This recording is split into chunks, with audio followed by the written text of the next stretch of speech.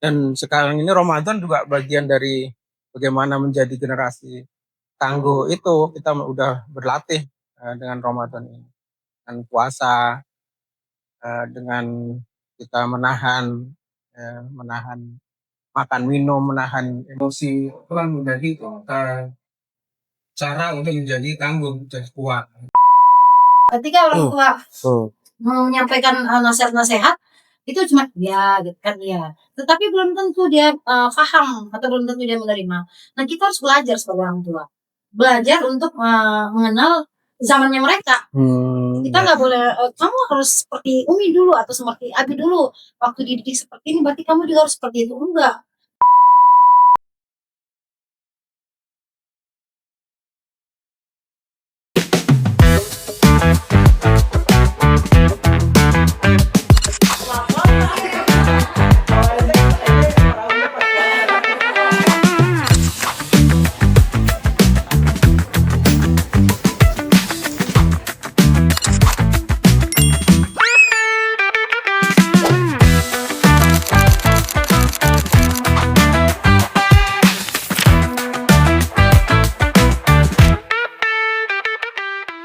Assalamualaikum warahmatullahi wabarakatuh. Halo teman-teman semuanya, kembali lagi bersama kami di Nuha Talk. Oke teman-teman, gimana nih teman-teman? Kita sudah memasuki hari ke-5. Hari ke-5 nih, baru awal-awal puasa, tapi harus teman-teman nih harus tetap semangat nih. Benar Bang Api, harus tetap semangat di hari ke-5 ya. Tarawihnya juga nih teman-teman, gimana nih puasanya di rumah? Lancar-lancar atau udah ada yang batal baru hari ke-5? Teman-teman, di bulan Ramadan kita selalu ngingetin teman-teman buat ibadah terus ya, karena tetap harus semangat. Kalau misalnya di hari biasa kita bisa beribadah banyak, Ramadan harus bisa lebih banyak lagi. Oke teman-teman, saya ingatkan teman-teman semuanya, di bulan Ramadan ini kita berlomba-lomba dalam kebaikan, fastabiqul khairat. Jangan lupa juga teman-teman di subscribe dulu channel YouTube kita di Ruta Nurul Hayat, di like, di komen, dan di share. Komen kalau misalnya teman-teman ada kritikan, saran, kita tampung nih, boleh di komen di bawah. Terus teman-teman di like juga supaya video-video kami itu bisa sampai ke masyarakat Indonesia yang dari sana. Dan teman-teman jangan lupa juga buat ikutin keseruan kita di sosial media kami yang lain seperti Instagram, TikTok, dan juga Facebook. Karena di situ juga banyak keseruan lainnya. Selain Nuha Talk, ada konten-konten menarik lainnya. Jadi teman-teman terus pantau kita di sosial media yang lain ya, biar teman-teman gak ketinggalan keseruan dari kami Ruta Nurul Hayat. Nah, sosial medianya apa aja tuh Bang Mus? Ada Instagram, ada TikTok, ada Facebook juga. Nah, namanya itu Ruta Nurul Hayat. Nah, saya ingatkan juga teman-teman, kalau ada teman-teman yang mau mendaftarkan diri atau ada anaknya, keponakannya, dan lain-lain, kita sudah membuka PSB, penerimaan santri baru. Kalau misalnya teman-teman mau memasuki anaknya itu ke Ruta Nurul Hayat, bisa dicek nih Instagram kita Ruta Nurul Hayat, itu banyak sekali informasi-informasi penting bagi teman-teman, atau ada yang mau melihat-lihat dulu nih Rutaba tuh kayak gimana sih, pelajarannya apa aja sih, bisa dicek juga profil kita di Instagramnya. Oke Bang Mus, kita di sini hari ke-5 ini Bang Mus ngapain nih? Kita bakal membahas sesuatu nih Bang. Apa tuh? Bahas apa tuh? Pembahasannya kali ini yaitu tentang menyiapkan generasi tangguh di zamannya. Generasi yang tangguh itu seperti apa, dan di zamannya itu bagaimana. Nanti kalau misalkan di zamannya itu, di zaman kita dong, sekarang berarti. Di zamannya berarti generasi tangguh. Oke, tanpa berlama-lama teman-teman ya. Benar ya, karena kita sudah banyak basa-basi juga tadi. Iya, sudah menyapa teman-teman. Kali ini teman-teman juga harus stay terus, karena setelah ini kita akan memanggil gestar kita pada hari ini, yaitu Umi Suri dan Abi Markus. Assalamualaikum. Waalaikumsalam. Hai, gimana kabarnya Umi Suri, Abi Markum? Alhamdulillah, sehat alhamdulillah. Sebelum kita tanya-tanya lagi nih Bang Mus. Boleh disapa dulu teman-teman yang ada di rumah. Assalamualaikum. Sore dan sehat semua ya para pemirsa dan sehat adalah Eh, Eh, gimana kabarnya Abi? Ya, Umi, gimana kabarnya? Alhamdulillah. Keluarga bagaimana? Alhamdulillah. Pokoknya lancar puasa pada tahun ini. ya Insya insya Allah. Allah. Ya. Ya, Ya. mudah-mudahan. Insya Allah. Ya, berkegiatan juga di bulan Ramadan ini biasanya. kegiatannya apa? Kegiatannya apa? kalau Ramadan kegiatan eh, kerja tetap, kemudian ya tentu aktivitas Ramadan itu lebih banyak ya kan. Begitu, jadi kegiatan kerjaan di kantor lebih banyak, kemudian aktivitas di luar kantor, kegiatan itu lebih banyak gitu kan. Kita juga harus memperbanyak juga aktivitas ibadah selain kerjaan kita, dan juga aktivitas sosial juga kita perbanyak. Memang Ramadan bukan berarti kita off dari kegiatan, tapi justru Ramadan lebih banyak kegiatan. Ya, justru Ramadan benar ya Bang. Ramadan itu lebih tepat ya kegiatannya. Kegiatan itu kita mengatakan kan mau dan mudahnya tadi kemudian tadi keluarga, untuk usaha masyarakat dan tugas-tugas yang lainnya itu berjalan di rumah maka kegiatannya sekarang maka penggalakan iya Semakin sedikit sedikit nama buru ya perlu bonus ya untuk baik Bang Mus, Kenapa tuh? ini nih ya kan kita udah mengundang nih Abi Markum dan Umi Suri. Ya, Bang Mus tahu nggak? tahu apa tuh? Tahu nih, nggak tahu ya berarti. Tahu, karena saya nanya. Kenapa tuh? Fun fact-nya nih ya, Bang Ada Mus fun ya. fact nih, Ada ada fun fun fact fact. nih. Abi Markum dan Umi Suri ini kan di sini kan kita di Nuha Talk. Nuha Talk itu kan Nurul Hayat. Oh Nah, iya. Nurul Hayat itu sebenarnya Abi Markum dan Umi Suri itu pendiri Nurul Hayat. Oh. Nah, makanya kita Lebih tepatnya Rukaba Nurul Hayat ya. Itu kirinya ada di mungkin boleh cerita sedikit terkait sebelum pembahasan ya, terkait Rukaba Nurul Hayat, kenapa didirikan, awalnya bagaimana. jadi saya merasa panggil ya anak saya terima itu kan usia saya merasa ini memberikan dan usia tapi gimana caranya ya supaya bukan saya saja yang merasakan anak saya ingin juga orang lain bisa merasakan bagaimana ini dan kita ya bisa dan itulah yang kan saya juga almarhum merasa dari ambil ayo dan ada Pak sekolah ini siapapun yang masuk supaya bisa mensamai ya pada waktu 9 tahun dan tentu sebelum terbuka pun kan saya dulu ya bagaimana bisa mendapatkan ilmu yang tepat sekali dengan cocok dengan si balita untuk dapat melakukan metode tabarok yang dari kelas yang ambil di Indonesia. Itu awalnya Mbak, dan alhamdulillah memang MI kelas 1 itu adalah usia emas anak-anak jadi anak-anak mereka memiliki sekolah yang kehilangan. Kami alhamdulillah bagaimana anak kita itu lalu yang masuk ke dalam kekal nantinya sebentar.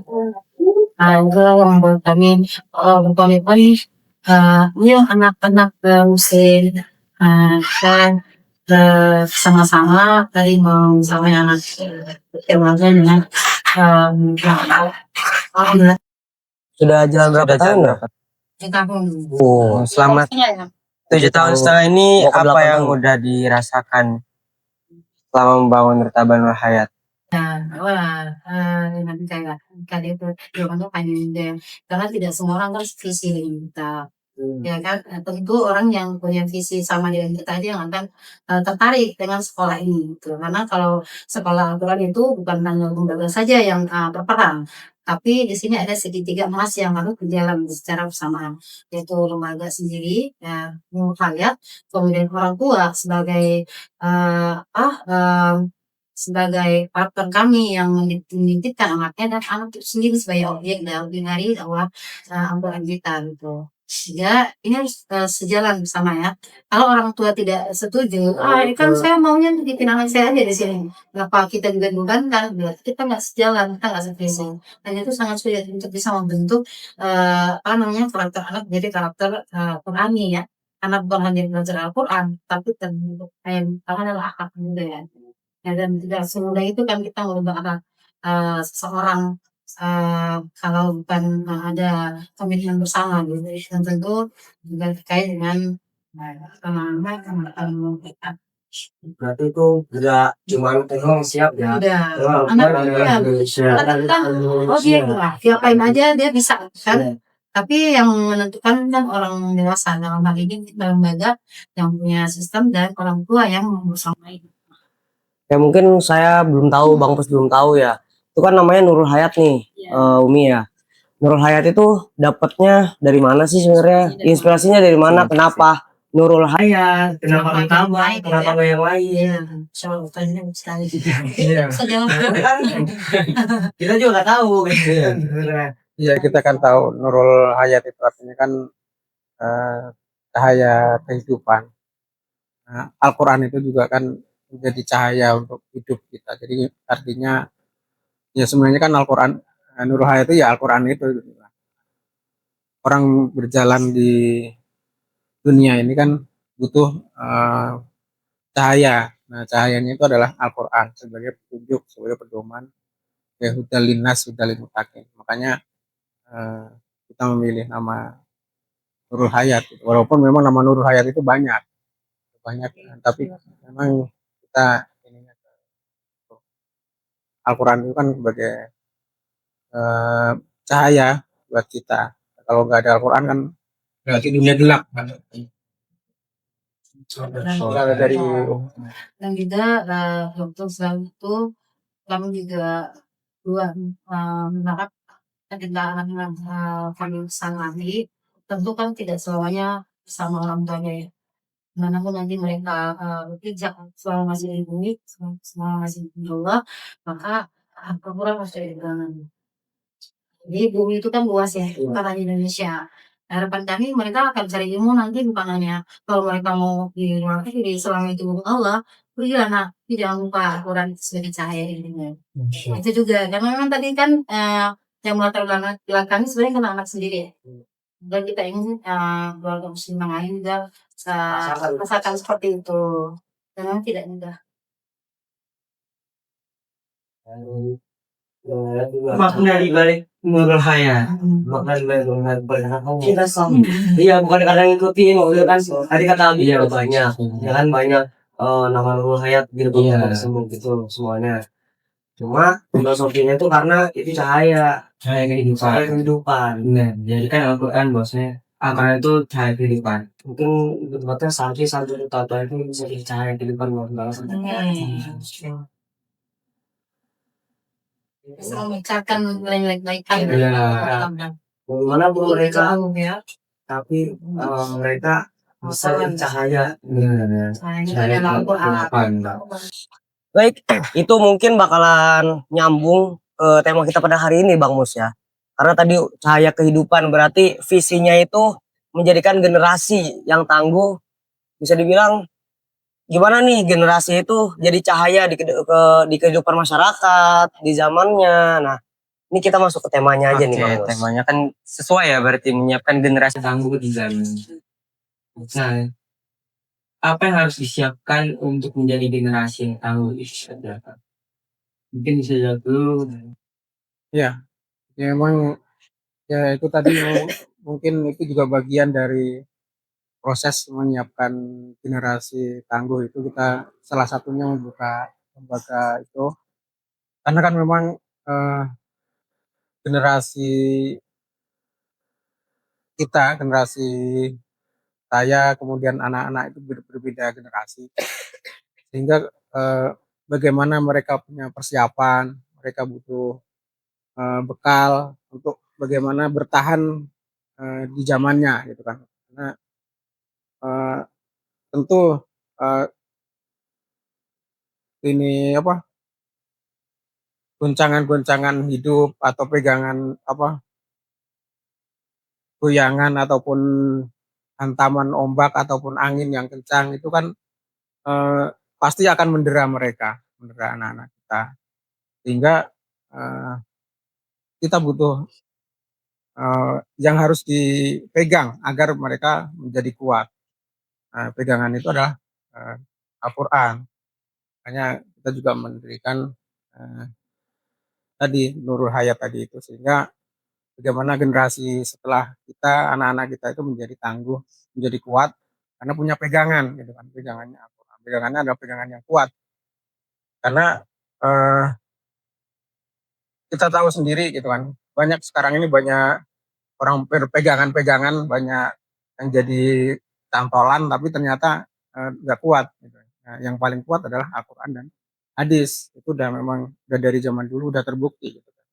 Sehingga eh, pada saat kondisi badai, kondisi tsunami, orang akan eh, berlalu lalang begitu banyaknya apa yang harus dia bertahan. Tapi ketika dia punya pegangan yang kuat, sehingga dia tetap bisa bertahan sampai badai itu berlalu, sampai tsunami itu berlalu, tetap bertahan masih. Nah, itulah Al-Quran dan hadis yang itu kita pegang. Dan sekarang ini Ramadan juga bagian dari bagaimana menjadi generasi tangguh itu. Kita udah berlatih dengan Ramadan ini, dengan puasa, dengan kita menahan makan minum, menahan emosi, itu kan menjadi cara untuk menjadi tangguh, menjadi kuat dalam meningkatkan keimanan dan rupiah kita itu ya. Oke, berarti generasi tangguh itu bukan yang artinya tangguh kuat secara fisik aja ya. Berarti kuatnya itu secara mental, secara pikiran juga. Ini kalau ngomong-ngomong tentang generasi nih, kan ini menyiapkan generasi tangguh di zamannya. Nah, generasi itu maksudnya itu menyiapkan generasinya itu generasi yang mana sih? Yang seumuran, mungkin seumuran saya atau Bang Mus, seumuran Pemarkum atau umuran siapa sih sebenarnya yang nyiapinnya itu, kita nyiapin di kondisi generasi yang mana sih gitu? Karena kita ini ada di generasi X ya, ya generasi X. Nah, sehingga tentu karena kita generasi itu kan berarti turunan kita gitu ya. Turunan kita itu kan anak kami di sini ada dua ya, dua generasi ya. Kan ada 5 ya anak kami. Ya, jadi yang pertama itu terpindah peralihan ya. Generasi milenial ke generasi Z. Kemudian itu kan masuk generasi Z ya awal-awal. Kemudian generasi Z dan generasi Alpha. Ini tidak mudah, tiga, betul. Ada 3 generasi sebenarnya. Alpha dan generasi yang kita siapkan buat mereka ya. Dan memang zaman mereka berbeda dan kita harus yakin Rasulullah sudah memberikan sinyal kepada kita umatnya bahwa didiklah anakmu sesuai dengan zamannya, ya kan? Artinya sesuai dengan zamannya berarti jangan seperti zaman kita, karena lanjutannya dari tersebut jelasannya, karena mereka akan hidup di zaman yang jauh lebih berat, penuh dengan fitnah, penuh dengan godaan-godaan. Nah, sehingga siapa dengan mereka sesuai dengan zaman. Artinya di sini bahwa tadi kita harus menyiapkan generasi kita sesuai dengan zamannya, bukan dengan zaman kita. Nah, jadi kalau misalnya ada orang tua kita dulu memberikan pendidikan kepada saya dengan Nabi, itu beda. Dulu kita penuh dengan kedisiplinan, ketegasan, tanpa boleh menanyakan apa dan kenapa, kan harus nurut aja. Ya kan dulu itu nggak boleh bilang kenapa, kalau bilang kenapa kita langsung dibilang nggak sopan gitu kan. Nah, sementara zaman anak kita sekarang generasi milenial ya atau generasi Z itu justru beda banget ya. Kalau milenial mungkin sudah masih nurut lah, kami kasih tahu ya masih cukup terlalu jauh lah. Tapi kalau Gen Z itu kan, Gen Z itu kan diemnya anak Gen Z itu belum tentu dia menerima atau dia menolak gitu. Ketika orang tua menyampaikan nasihat-nasihat itu cuma ya gitu kan ya. Tetapi belum tentu dia paham atau belum tentu dia menerima. Nah kita harus belajar sebagai orang tua, belajar untuk mengenal zamannya mereka. Kita nggak boleh kamu harus seperti Umi dulu atau seperti Abi dulu waktu dididik seperti ini, berarti kamu juga harus seperti itu. Enggak, karena kalau begitu berarti kita enggak menyiapkan mereka di zamannya, tapi kita memaksa mereka untuk kembali ke zaman kita. Jadi kalau misalkan ada yang membanding-bandingkan antara zaman ini, zaman itu, berarti itu salah ya? Sebenarnya nggak salah mungkin. Ada orang tua yang mengatakan dulu Umi seperti ini, Nah, iya, dulu Abi seperti ini gitu kan, ke sekolah harus sampai jalan kaki dan sebagainya. Itu sebenarnya tujuan memberikan motivasi kepada anak bahwa dulu perjuangan kita juga berat di zaman kita ya, orang tua mendidik kita juga seperti itu. Sekarang di zaman kalian itu berbeda. Nah, artinya sekarang kalian juga sedang berjuang nih untuk untuk bisa menjadi tangguh di zaman kalian. Nah, caranya seperti apa? Ini memang peran orang tua harus di sini belajar. Nggak boleh menuntut anak kamu harus mengerti orang tua. Tapi yang ada orang tua belajar. Mereka ini zamannya seperti apa sih? Bagaimana berinteraksi dengan mereka? Bagaimana melakukan pendekatan mereka? Bagaimana berdialog dengan mereka? Nah, ketika kita misalnya tahu belajar itu, maka kita harus menurunkan tentu ego kita. Kita harus misalnya diemnya mereka itu bukan karena mereka tidak sopan atau kurang ajar gitu ya. Kalau kita dulu kan kalau diam itu wah dipukul tuh. Kamu dengar gak sih orang tua ngomong gini, kamu kenapa nggak jawab? Kalau sekarang dunia mereka mungkin sedang berpikir atau mungkin sedang saat itu belum bisa terima tapi nggak berani untuk melawan lu. Sehingga kita juga ya udah diam dulu gitu kan. Itu kan cara salah satunya ya. Terus kemudian dialognya juga dulu. Nah ini yang harus kita pelajari sebagai orang tua. Ya karena kita mau menyiapkan mereka. Kita nggak mau menarik mereka mundur ke zaman kita. Tapi kita yang harus menyesuaikan diri menjadi orang tua berada di zaman mereka supaya mereka tangguh. Kayak kan tadi di hadisnya itu yang majang penuh fitnah. Nah, berarti semakin lama zaman itu berarti semakin banyak fitnah. Pertanyaannya kenapa didikan orang tua yang dulu tuh lebih keras dibanding yang sekarang, sementara yang sekarang tuh banyak fitnahnya daripada yang dulu? Mungkin Habib bisa jawab. Iya, jadi kalau didikan orang tua itu kan model pendidikan. Yang cara yang dulu dengan sekarang kenapa berbeda? Nah, tadi itu posisi zaman itu kan berbeda. Kalau misalnya dulu pada saat itu gitu kan, ini orang mendidik anak keras itu adalah hal biasa gitu kan, dan itu dibenarkan secara umum baik secara positif maupun secara moral.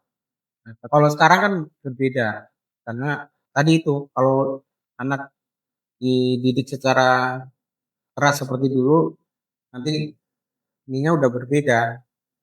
Artinya ketika dibandingkan dengan pola pendidikan yang lain berbeda. Kemudian bahkan kalau anaknya nggak terima dia nuntut misalnya ke lapor polisi ke pengadilan, itu bisa namanya KDRT, nah hukuman. Nah, kalau dulu kan nggak ada itu kan. Nah sekarang kan ada. Kemudian eh, kalau di video aja kemudian bisa viral, itu kan itu akan justru efek ke belakangnya lebih nggak bagus lagi gitu kan. Jadi dengan pola pendekatan yang berbeda antara yang dulu dengan yang sekarang.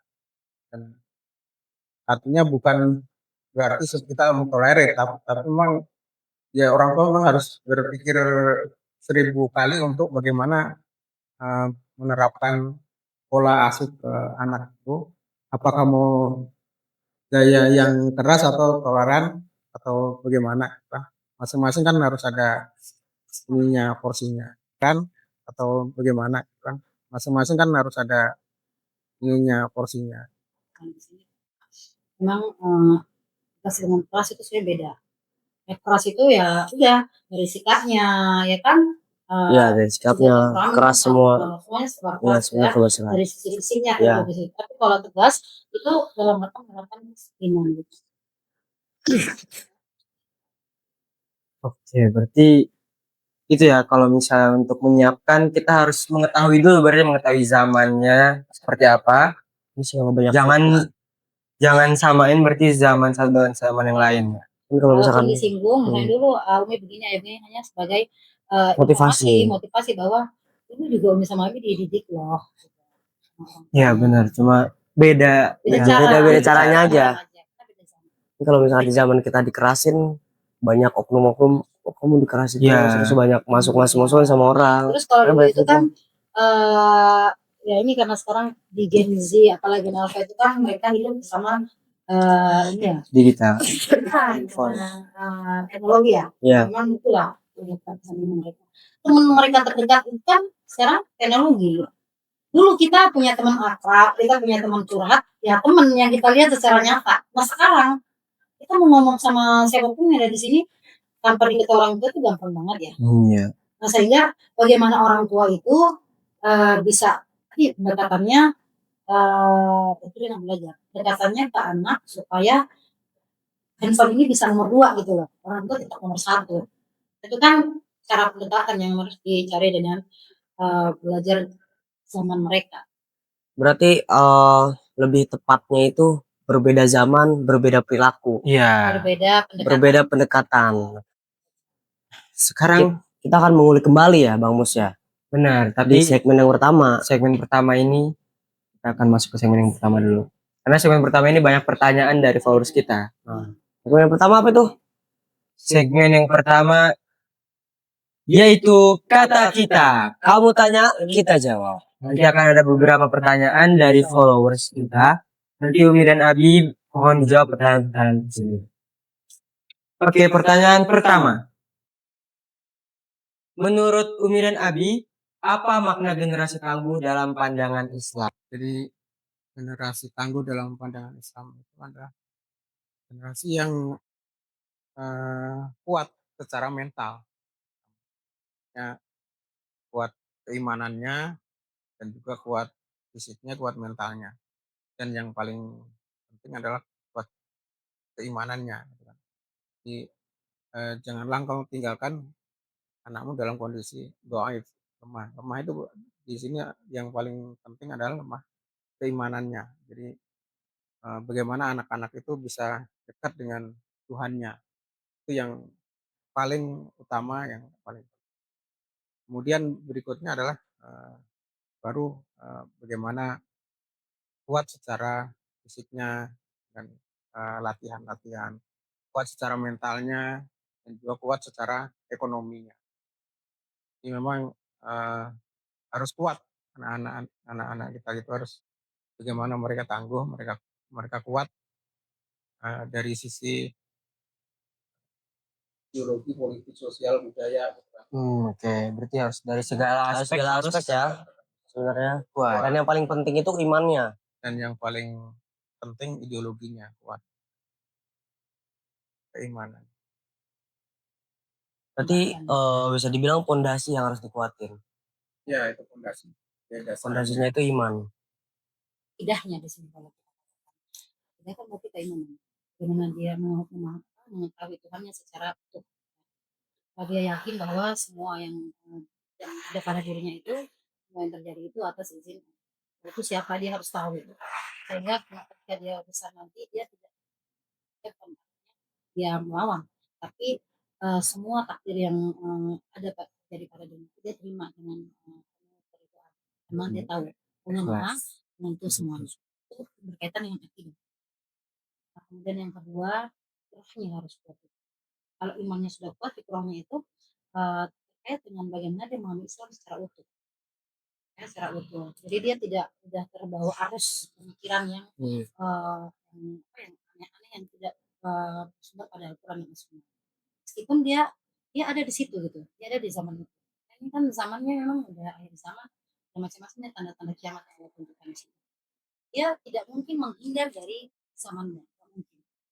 Dia harus melebur di situ. Ya bahasa saya biasa berbaur tapi beda. kamu tetap punya identitas yang jelas sebagai seorang muslim. Nah, itu yang saya selalu sampaikan ke anak-anak. Identitasnya apa? Itu tadi dulu cara berpikirnya gitu kan. Terus kemudian walaupun di sekitarnya itu mungkin tidak sama cara pola pikirnya, frekuensinya nggak sama, tapi dia harus melebur di situ. Tapi tidak menyatu, berbaur tapi tidak melebur. Seperti air dan minyak. Berbaur kan, tapi dia tetap beda, air dan minyak jelas. Sepertilah kamu bagaikan ikan di lautan. Ya, ikan itu kalau dimakan tawar apa asin? Tawar. Kalau dia tidak dikasih dulu ya. Tapi kan lingkungannya asin di lautan itu. Nah, seperti itulah ya. Kamu kemanapun nanti pergi ketika sudah dewasa, orang tua sudah tenang. Kenapa? Karena tadi akidahmu atau keimananmu sudah kamu kuatkan, itu fondasi udah kuat, kamu udah kuat, dan mentalmu. Mental itu ya ketika dua-dua ini sudah kita dapat, maka mentalnya akan terbentuk. Mental seorang pejuang gitu ya. Jatuh bangun itu dia sudah tidak nggak kerasa melo, lagi gitu kan, dia tidak putus asa karena hidup ini berat.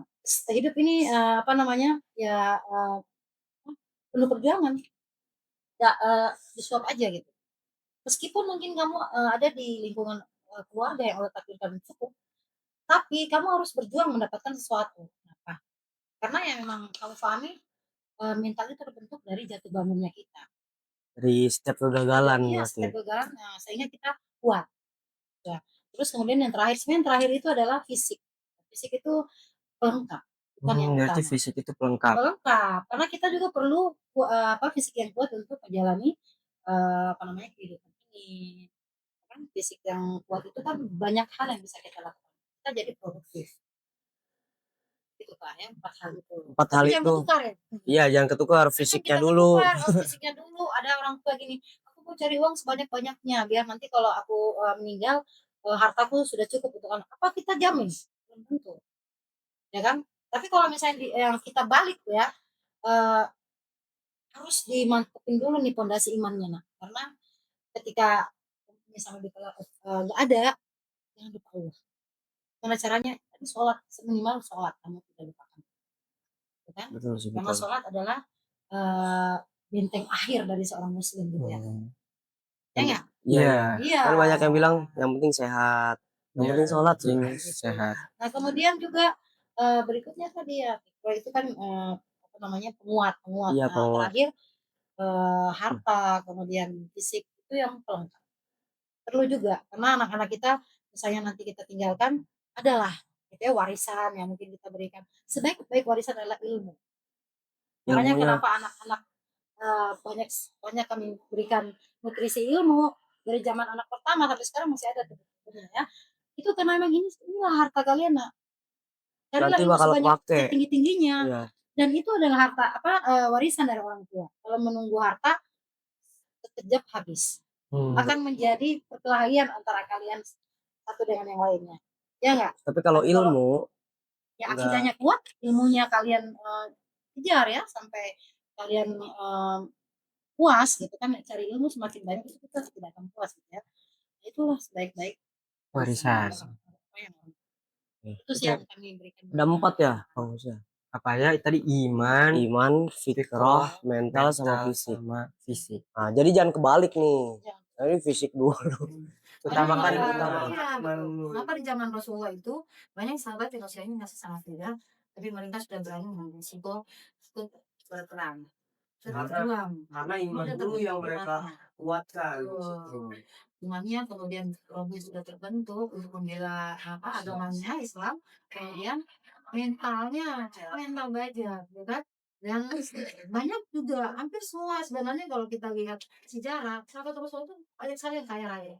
Tapi adakah kita sejarah bahwa ada sahabat yang kaya raya tapi pelit, kaya raya tapi apa? Mungkin talenta ada, tapi bukan berarti penampilannya itu menjadikan dia dikenal. Tapi sisi yang lain, kan meninggalnya itu hanya se selai kain putih, padahal dia adalah seorang yang kaya raya di zaman dulu ya. Siapakah yang cari sendiri ini sahabat tersebut? Jadi emang Islam itu sebenarnya sudah menyiapkan generasi tangguh dari dulu ya. Dari dulu tuh udah tapi yang paling penting ya iman, bener Iya. kata Bu Sri tadi. Itu kan mata mimba nih kan mata nih bukan nih petanya dari orang tua Pak. Tadi memang mata dunia mimba apa yang akan kalian sembah setelah saya setelah saya nggak ada ya siapa Wanita kah? Terus kemudian jabatan kah? bukan yang ada yang mata nama mbak bukan apa yang kamu makan setelah Nah itu yang Oh, apa yang kamu sembah setelah aku? orang tua meninggal, Oh. meninggal orang. Berarti emang harus menanamkan ilmu sejak Iya. Ilmu sejak dini emang. dini ya. Dan Emang ini harus seperti ini benar Pak. Udah bisa dewasa. Kalau di itu susah loh. Maksudnya nanamin iman dalam diri tuh, nanamin iman, nanamin fikro dalam diri tuh susah banget gak sih? Susah. Susah. Tapi ya kan harus berjuang. Iya itu harus berjuang makanya makanya harus sevisi emang. harus sevisi, sevisi. Ya. Kalau nggak sevisi ada yang mau ke kanan ada yang mau ke kiri, anak bingung kan. ya berarti 4 itu tuh Bang Mus. Nah, Oke, kita apa namanya? oke kita lanjut. next ke pertanyaan berikutnya. Apakah media sosial membantu atau justru melemahkan ketangguhan generasi muda? Nah, ini nih. iya kalau media sosial itu ada memang sisi positif ada sisi negatif artinya sisi yang menguatkan ada tapi ada juga sisi yang melemahkan kalau sisi yang menguatkan itu kan mereka mudah untuk belajar mudah untuk sharing atau mendapatkan sharing dari pihak lain atau misalnya ada cerita-cerita generasi tangguh di tempat lain juga mudah untuk mengaksesnya gitu.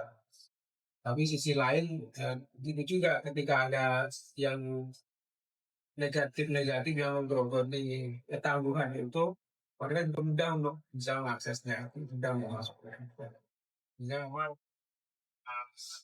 pandai bagaimana menggunakan data itu. Tadi memang kita punya pinter punya jiwa dan kekuatan bagaimana membedakan mana yang makan dan mana yang Sebenarnya sosial media itu bisa membantu dan juga bisa melemahkan tergantung makanya sendiri. Cara, ya harus cerdas. Harus cerdas sih.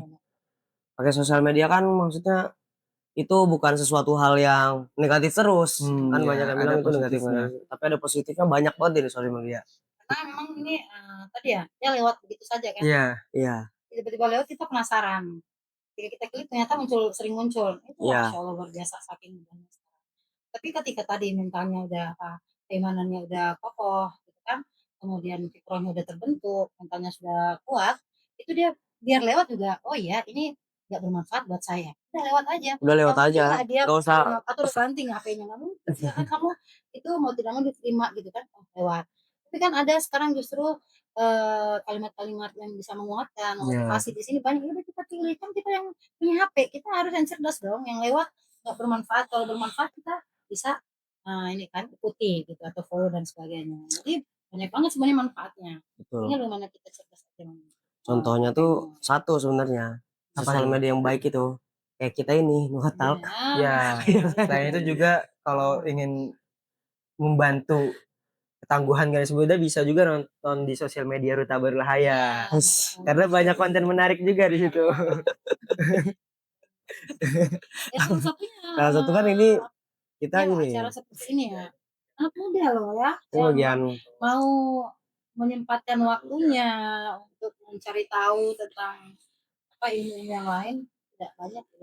sebenarnya kita bisa aja ya nggak usah pakai kamera nanya ke Umi atau Abi di segala macam. Tapi ini kan motivasi anak muda yang lainnya. Nah, cuma ini biar teman-teman tahu juga ilmunya. Biar bukan kita doang yang tahu. Benar kan. Kalau kita doang ntar yang lain juga ntar pengen kan. Iya. Kan kita nggak mau selamat sendiri. Kita juga harus membantu orang. Barang ya. Surga. Surga.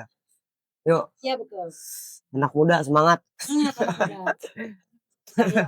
Saya bermanfaat. Berdikari. Baik, terima kasih Umi Suri, Abi Marco Sama-sama. tadi udah Menjawab menjawab pertanyaan pertanyaan dari followers kita. gimana Sama. fondasinya, Iya, ya, cara menyiapkannya generasi yang juga tangguh. gimana? Itu pelajaran sih bagi kita ya, Iya, bagi anak-anak muda terutama yang di luar sana tuh, yang ternyata tuh bukan fisik yang paling utama, iya, tapi iman benar. Yang harus dikuatin ya. guys.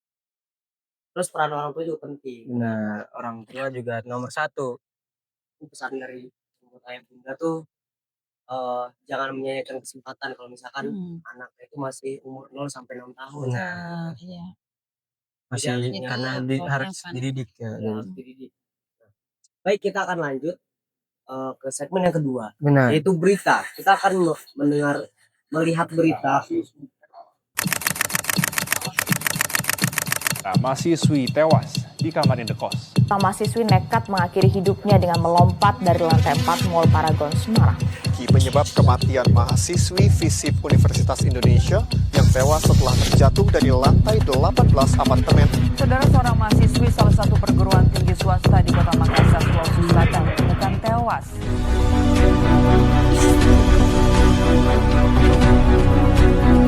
Oke, tadi kita sudah melihat berita Umi dan Nabi ya. Di berita ditunjukkan bahwa di Indonesia juga angka kecemasan dan stres anak muda itu sangat tinggi. Nah, dari berita tadi itu apakah itu termasuk tanda generasi yang lemah atau lingkungan yang terlalu keras? Mungkin bisa diberikan tanggapan. Silakan. Ya, kalau dia berita tadi anak itu mahasiswa bunuh diri atau loncat dari gedung, Ya, bunuh diri. itu memang fenomena tanda lemahnya generasi. Kalau lingkungan yang keras itu memang lingkungan, setiap generasi punya lingkungan keras, cuman beda-beda bentuknya aja. Tapi mental yang tangguh, yang kuat itulah yang memang harus dipunyai setiap anak. Gitu. Kan masing-masing anak, masing-masing generasi itu berbeda perlakuan, tapi sebenarnya dari sisi kerasnya, dari sisi kerasnya dunia itu dari dulu ya keras, mungkin juga keras juga. Cuman kalau dulu, kalau misalnya anak udah merantau atau ngekos di kota lain, udah nggak bisa lagi berhubungan dengan orang tua, mau telepon nggak bisa. Kalau sekarang kan masih bisa, gitu. Artinya kan dari sisi situ bisa lebih fasilitasnya memudahkan. lebih gitu, lebih mudah gitu. Tapi karena memang daya tahan si anak yang mungkin yang harus diperkuat gitu, karena memang lingkungan tadi memang lingkungan itu memang keras. Nah, jadi setiap generasi itu memang harus mempersiapkan dirinya agar tidak mudah terombang-ambing oleh keadaan. Agar dia punya identitas, punya jati diri, sehingga dia kokoh secara mentalitas.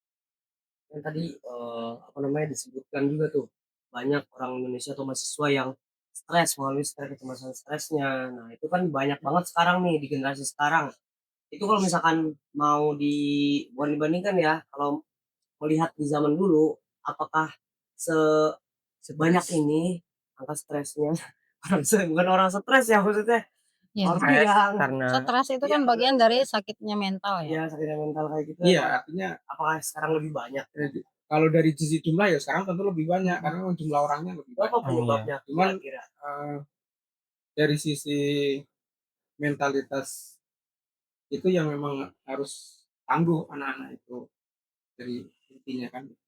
Cuman kenapa terjadi hal seperti itu? Karena tadi dia mudah tereliminasi oleh keadaan. Jadi misalnya ada sesuatu yang membuat dia cemas, dia mudah masuk ke dalam Ya, dirinya, stres. masuk ke bereaksi terhadap dirinya. Sehingga hal ini akan mudah seorang itu menjadi berubah-ubah perasaannya karena terpengaruh oleh luar yang tadi itu pengaruh luar yang begitu Kuat. dahsyat. Nah, itu yang memang kita butuh energi positif untuk diri kita, untuk generasi kita itu, agar sehingga ketika ada reaksi di luar yang negatif, kita tetap menjadi pribadi yang positif. Itu yang harus kita tanamkan ke setiap generasi kita, sehingga dia tidak mudah stres, dia tidak mudah terombang-ambing oleh keadaan, dia tidak ikut dengan suasana di luar. Berarti kita nggak Kadang-kadang bisa. ketika ada yang ngomongin si A ini begini, dia langsung baper, langsung down. Juga tadi dia murung. Ketika dia ada yang bilang begini, dia lagi perasaannya berubah lagi. Itu yang punya bagaimana menahan stabilitas temperatur batin orang. Supaya saya bilangnya stabilitas temperatur batin yang Jadi suhu badan itu kan harus stabil ya. Stabil ya. Supaya tidak tadi terlalu tinggi berbahaya, terlalu rendah juga, intinya harus stabil. Tambahkan Berarti ya. kita nggak bisa nyalahin lingkungan berarti ya. Ya semua. Karena emang lingkungan tuh emang dasarnya keras. Ya betul. Kita nggak bisa nyalahin lingkungan, memang sudah. Kita nggak bisa mengontrol lingkungan, itu intinya. Oh iya. Tapi yang bisa mengontrol itu adalah yang di rumah internal. Siapa? Itu orang tua. Jadi kalau melihat fenomena yang ada di sini sebenarnya sangat erat hubungannya dengan kembali pendidikan di dalam rumah. Pendidikan dalam rumah itu kan ada dua tipe orang tua dalam mendidik anak itu kan ada dua ya. Sebenarnya tujuannya sama. Mungkin biar anaknya itu yang terbaik. Intinya yang terbaik. Tapi terbaik menurut versi orang tua kadang-kadang. Nah, sehingga misalnya nih orang tua yang terlalu ketat juga, terlalu disiplinnya sampai keras ya, tuntutannya banyak kepada anak, ya bisa saja terjadi seperti ini. Misalnya ketika dia sudah berjuang mati-matian terus nilainya tidak sesuai. Dia sudah takut pulang, bakalan dia dia sudah mempermalukan orang tuanya, apa kata orang tuanya dan sebagainya. Yang ada di pikirannya seperti itu. Bukan karena dia menerima keadaan itu. Sehingga satu-satunya cara adalah salah satunya seperti tadi, dia akhirnya bunuh diri. Bisa jadi seperti itu. Dan yang kedua, pola didik yang kedua adalah orang tua yang terlalu loss kepada anaknya. Selalu diberikan semua kebutuhan yang bukan kebutuhan, keinginan dan selera anak-anaknya. Tanpa melihat dan menyeleksi gitu ya. Tadi kan memang harus disaring ya kata Abi itu. Tanpa menyeleksi ini untuk apa nak? Untuk kebutuhan pendidikanmu atau apa dan sebagainya. Jadi diberikan itu harus memilih dan memilah juga. Jadi jangan terlalu loss, jangan terlalu ketat juga. Tapi harus seimbang. Dan seimbangnya di mana? Itu lewat dialog. Dan dari mana kita memulai? Semua dari dalam rumah. Dalam rumah itu dari sejak kapan? Sejak kecil. Sejak kecil ketika dia mengenal tadi pola yang 4 ini nggak bisa ketukar gitu ya. Ketika dia kita sudah tanamkan tentang keimanan, dia yakin gitu bahwa saya sudah berusaha, dan orang tua harus tahu itu. Anakmu sudah berusaha. Terus kemudian hasilnya ya bisa jadi nggak sesuai dengan harapan, apa jawaban orang tua yang akan diberikan supaya stabil tadi, stabilitas suhu batinnya itu tetap stabil ya kan. Dari kalimat-kalimat yang terlontar dari lisan orang tua itulah yang menentukan apakah kalimat itu motivasi atau menjatuhkan. Ketika mau kalimat motivasi yang muncul, kita mengatakan kamu sudah berusaha nak. Tapi hasil itu yang menentukan. Berusaha terus karena Allah melihat usaha. Kalau kata-kata itu yang muncul, akankah semudah itu anak-anak kita, generasi kita mengambil jalan pintas dengan bunuh diri? Padahal dia tahu bahwa ketika jatuh kita harus bangun lagi. Jatuh kita bangun lagi. Dunia itu masih luas untuk kita jajaki dan sebagainya. Kembali sebenarnya muaranya ada pada keluarga. Di keluarga. Berarti keluarga. Keluarga. Lingkungan tidak bisa tadi. Lingkungan tidak bisa kita kontrol, kendalikan. Berarti kalau Kita yang bisa misalnya kita mengendalikan melihat anak atau seorang yang mungkin itu bermasalah, kita lihat keluarganya dulu berarti. Bisa, harus pasti muaranya ke keluarga. Ini anaknya siapa ya kan? Keluarganya seperti apa gitu. Gak mungkin, oke lah dia sekolah di UI. Misalnya tadi kan, UI itu kan terkenal. Orang-orang pintar pasti masuk di situ. Ya kan nilainya di atas rata-rata. Nah, ya nggak bisa kita salahkan UI juga karena dia sudah punya aturan. Ketika dia bunuh diri, ya kan sistem itu tidak bisa bertanggung jawab. UI kan punya sistemnya UI punya sistem karena sistemnya dia itu berhubungan dengan akademik. Tapi ketika itu terjadi, ya kan dikembalikan. Ini orang tuanya di mana? Seperti apa dia mendidik anaknya? Apa tuntutan orang tua sehingga dia melakukan ini? Ya enggak? Bahkan ada satu kejadian di Sulawesi Selatan tuh anaknya pergi kuliah ke Jogja.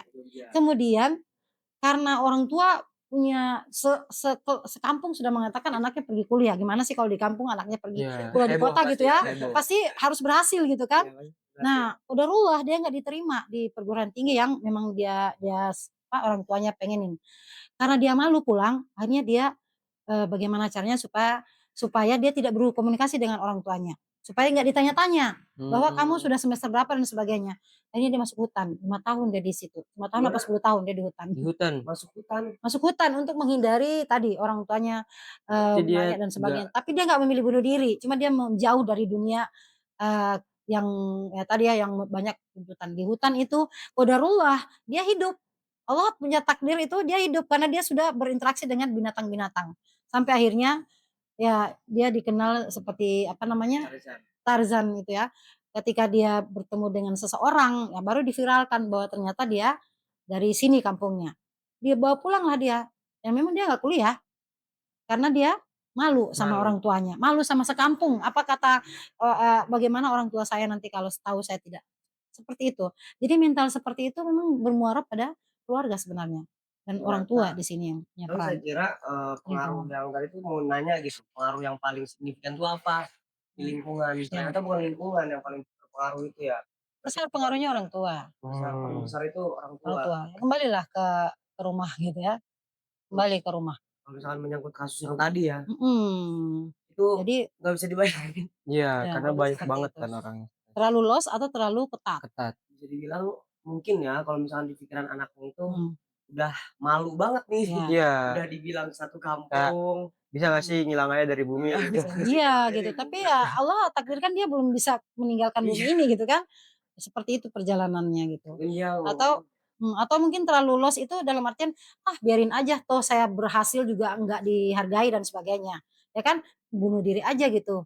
Belum tentu juga orang tua saya peduli gitu. Tadi terlalu los atau terlalu ketat dan harusnya kita pertengahan. Tarik ulur lah istilahnya dengan dialog. Seperti itu, Kak. Komunikasi, dialog atau komunikasi itu yang sangat penting. Yang tadi itu mikirnya kayak mau meninggal tapi takut. Tahu gak sih? Meninggal tapi takut. Ya, akhirnya dia mau bicara menghilangkan seperti itu. dari situ, maksudnya kan gak mau berkomunikasi dan lain-lain. Betul. Nah, terus dia juga mikirnya mungkin ke hutan aja deh. Stres itu bahaya banget ya. Ya enggak?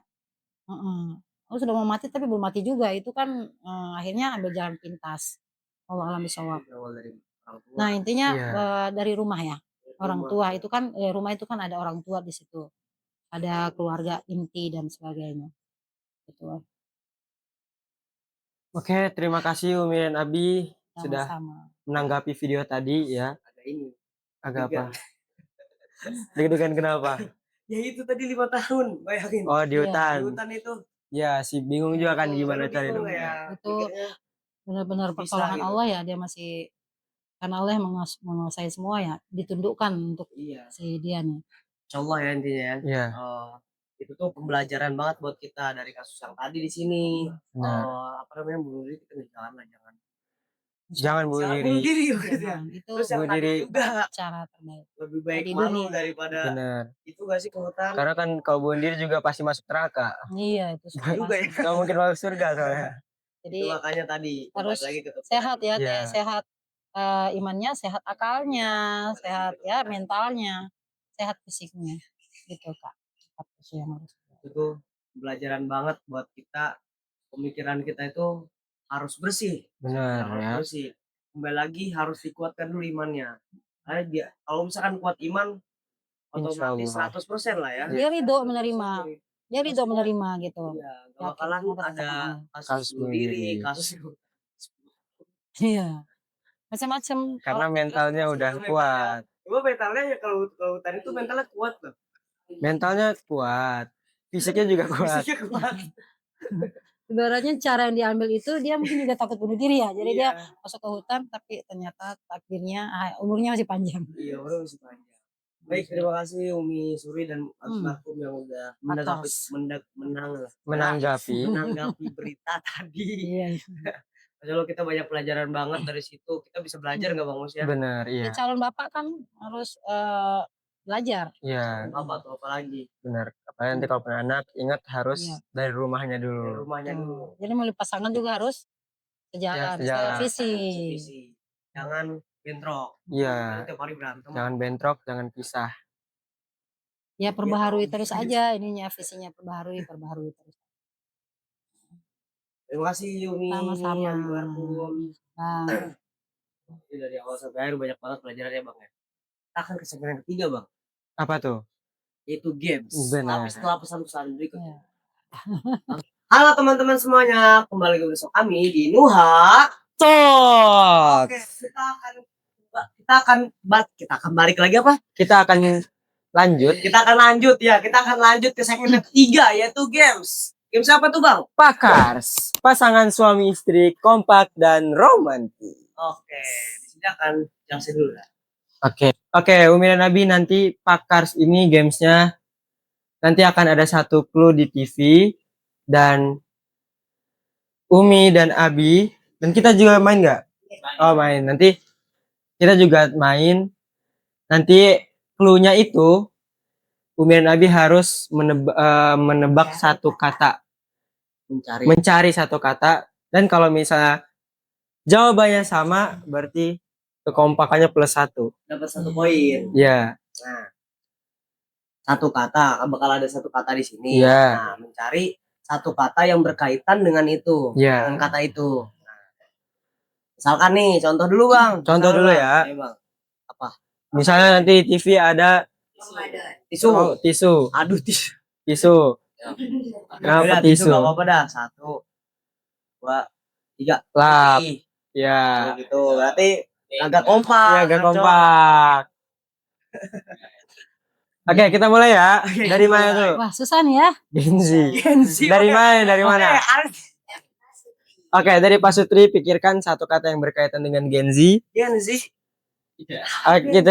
Kita hitung sampai 3 ya. Habis itu Umi dan Abi sebutkan bareng-bareng. 1, 2, 3. Simple. Abi masih diulang aja. Oke, ulang. Ya, siap. Oke. Oh ya, siap. Tapi jangan lama berpikir. Oke, udah siap? Siap. Abi udah siap? Ya. Tapi nanti jangan yang tadi ya. Tadi apa? Tadi simple. Berarti nggak boleh kata simple lagi. 1, 2, 3. Teknologi. Udah bareng. Kalau ini harusnya gampang ini. Oke, sekarang kita ya. Bahasa Genzi nggak bisa kan? Ayo. Sama cuman tidak ini. 1, 2, 3. Rebahan. Kita lah. Rebahan. Masih Kosong ya. Oke, lanjut. Susah ternyata. Sekarang buku. Os dulu nih, buku. Ini gampang ini mah. Ayo. Harusnya tahu. Oke ya. 1, 2, 3. Baca. Gampang. Oke, sekarang Pak Sutri sudah siap? Umi dan Nabi? Siap. Buku. Oke, buku siap. 1, 2, 3. Tulis. Santai lagi. Santai, baru 1. Kita mau ngekur. Ya. Disiplin. Kapan suka Pak Sutri dulu dong kalau disiplin. 1, udah nih. 1, 2, 3. Tegas. Lihat di kamera kali kok enggak. Iya. Mana ada kamera? Saya. Oke, disiplin. Disiplin. Boleh kasih clue. Oke, iya, tahu. Disiplin tuh apa? Ayo. 1, Tar dulu. Tar dulu. Mana tik Sama. lah. Oke. 2, 3, 4, 5. Aturan. Apa lagi? Benar semua sih. Benar. Benar. Saya juga benar. Kompak ya. Coba kalau Susah ya, kompak. sama ya. Susah ternyata ya. Disiplin. Mengaji. Os dulu lah.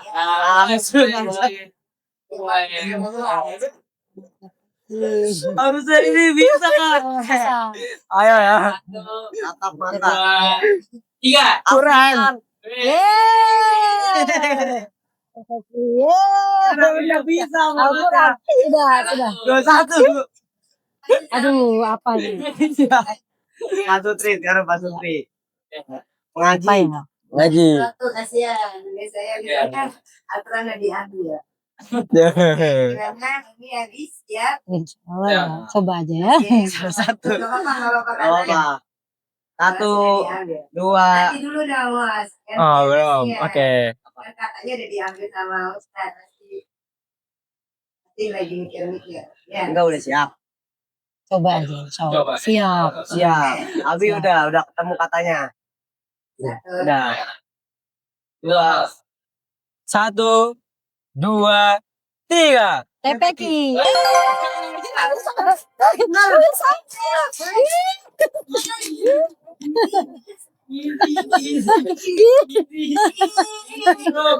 Alhamdulillah. Kompak. Wajar.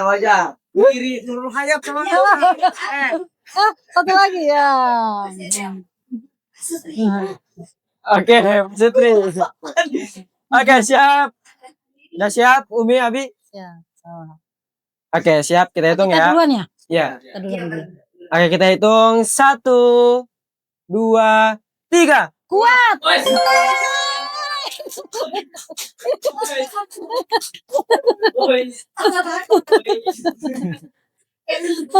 Ya.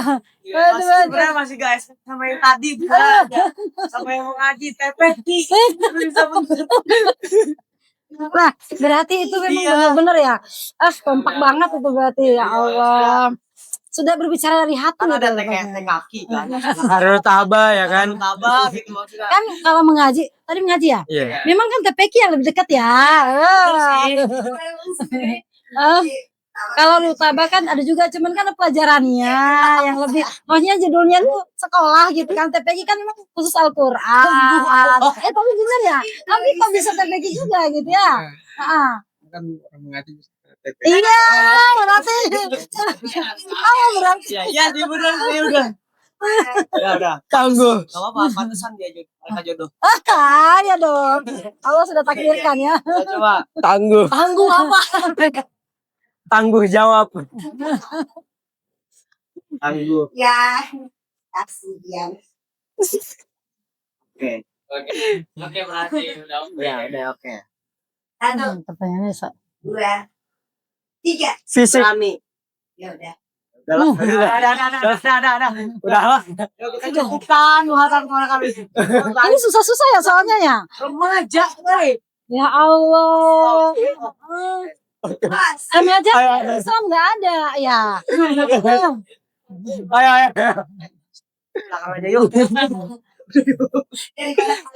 Udah. Ayo ya. Udah. Dari masa. Udah. Kayaknya segmen yang kemarin kakak kayak gini Pak. Sumpah. Ini Gensi tadi. Tadi juga dia punyanya Abah. Ya udah deh. Ya udah nggak apa-apa, kita ngalah aja. Ya. Kan yang menentukan ini ya. Siapa host Siapa atau duluan? host dulu? Host. Oke, host. Oke, 1, 2, 3. Muda. Kan emang dasar enggak kok. Emang dasar ya udah. Udah. Oke, sekarang ke Pak Sutri ya. Sudah siap Umi dan Abi? Tapi nggak bisa yang sama ya. Nggak Bang? bisa. SMA sama satu. Muda. SMA dan bedanya enggak boleh. Ya. Ya udah. Di bawah tingkatan SMA aja. Nggak dikasih opsi sama dia. Belakang yuk. Cuman satu kata ya. Ya, satu kata.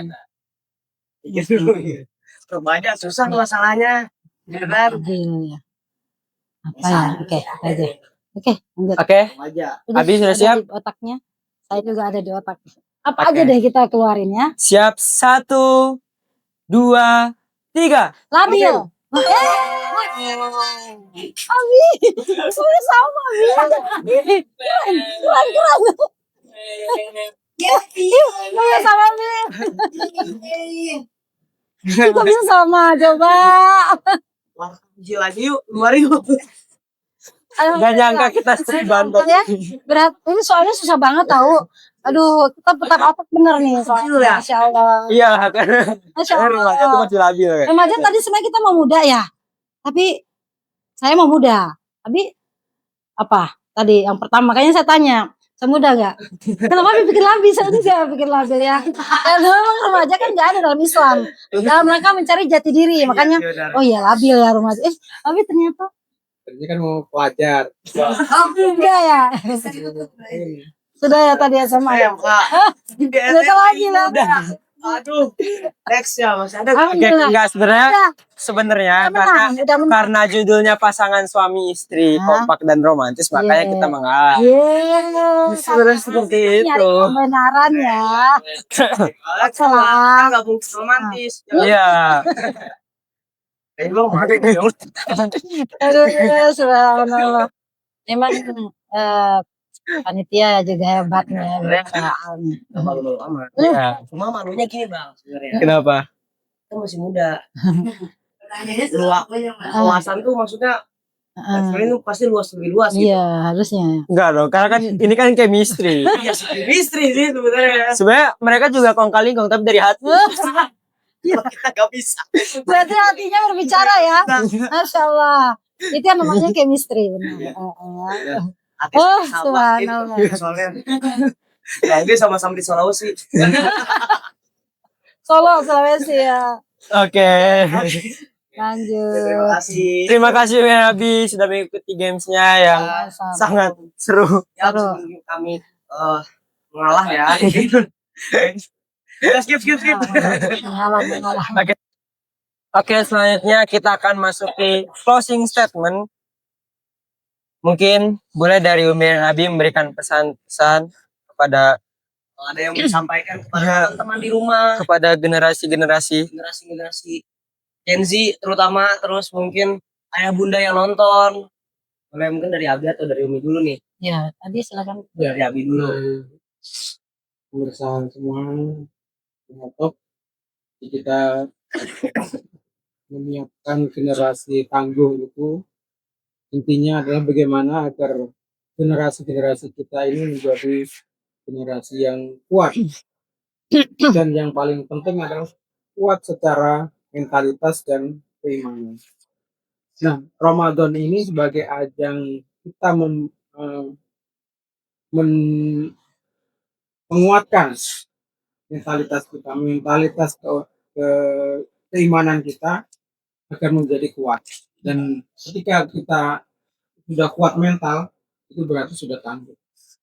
Nah, tangguh dalam artian tidak mudah terombang-ambing oleh situasi, keadaan, dan tidak akan mudah jatuh.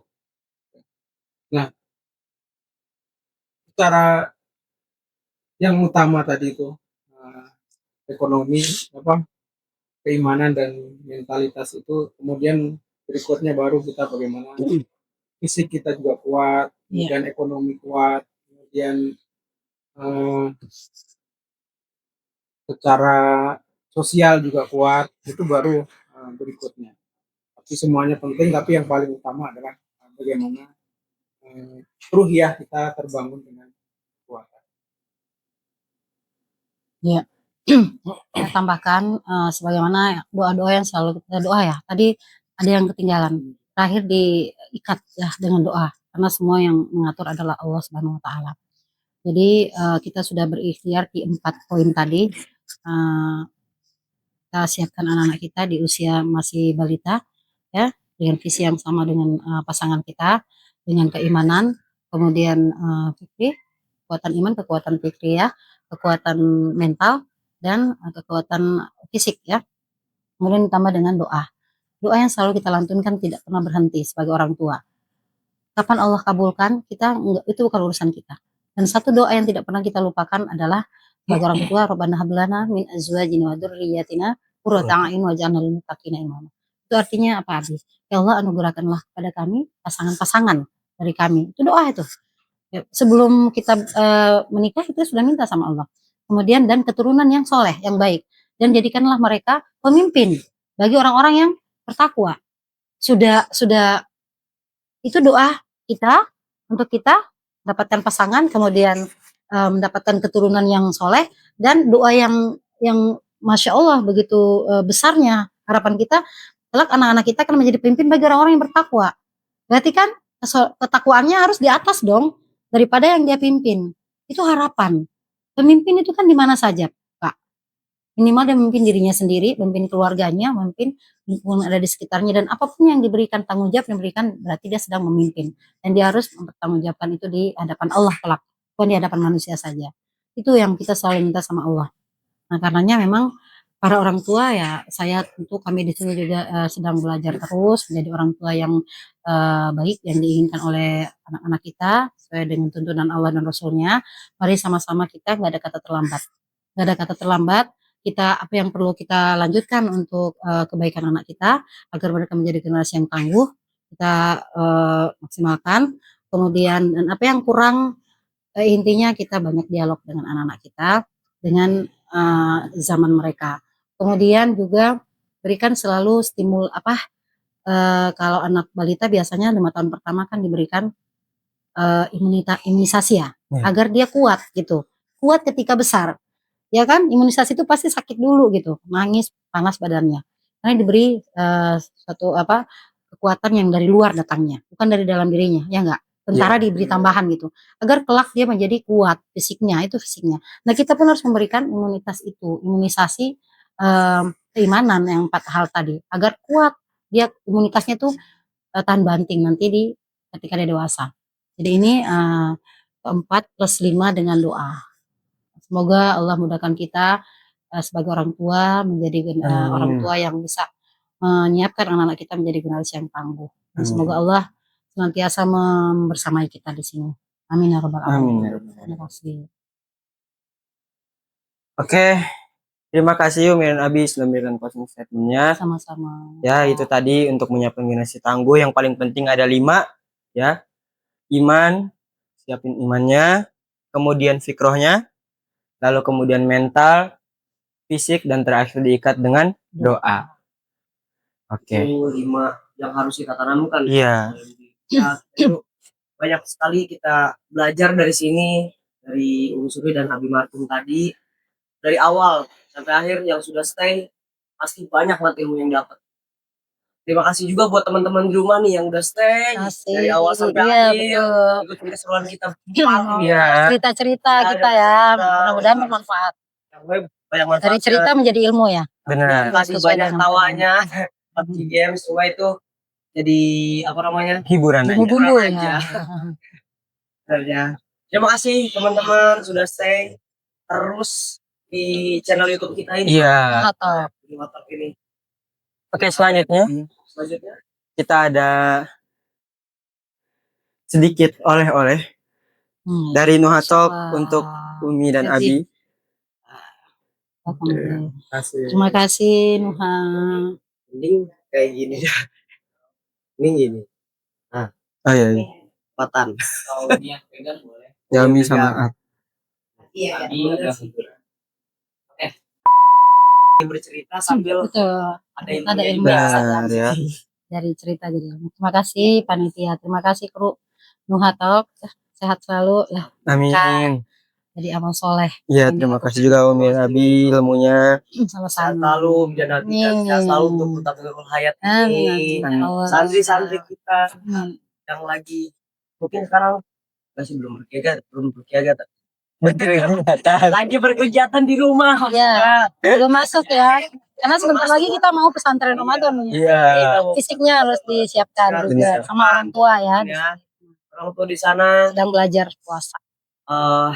Semangat terus. Ya. Bersama anak-anaknya. Semoga dengan adanya kita berempat bisa melahirkan semangat baru lagi. Amin. Amin. Kadang positive vibes. Ya.